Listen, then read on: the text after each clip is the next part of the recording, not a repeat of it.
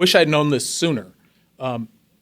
Anyone can assume a VA loan, not just veterans, correct? Yes and no. That's a great question. The answer is definitively yes. If you have a VA assumable loan, anybody who qualifies with that lender or servicer can assume that loan. But here's the caveat. If you have a veteran or active military who is using their certificate of eligibility to secure that property, that eligibility stays with that property until the new buyers sell it or refinance. The only way you can get rid of it at the time of the assumption is if you actually allow a veteran or active military to assume that loan. So that is a great question. A lot of people think it's one or the other. It's kind of in the middle. Yes, you can, but if the seller is firm that they want to get their eligibility back, they must sell it to an active military member or a veteran.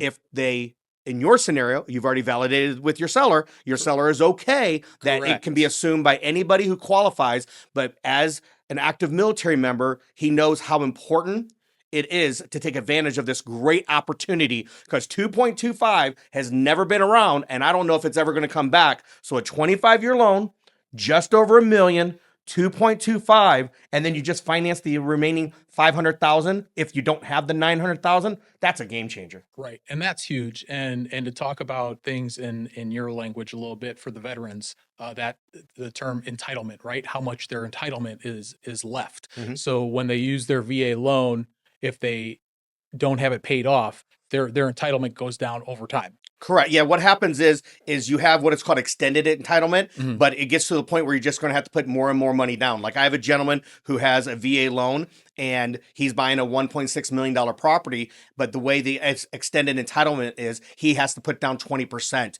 But if he did not have any entitlement used, then he could have bought a $1.6 million house for zero down. So it does affect the future buying power of the veteran or active military. But in this scenario, after you've done your due diligence, not only are they clients of yours, but they're friends, and you explained after you and I talked that there's going to be some eligibility that may be gone forever. And they say based upon their current situation, they fully understand that and they're okay with that. Yeah, that was one of the things I learned being a VA specialist. I'm also a military relocation specialist.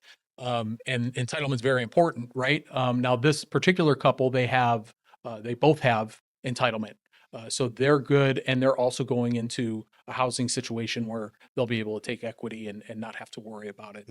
So they're totally okay with providing the benefit to the seller or to the buyer on this property because it's a huge benefit. And $1 million at 6% versus $1 million at 2.25%. In today's market, we need all the incentives we can get to sell our properties, right? Correct. Yeah.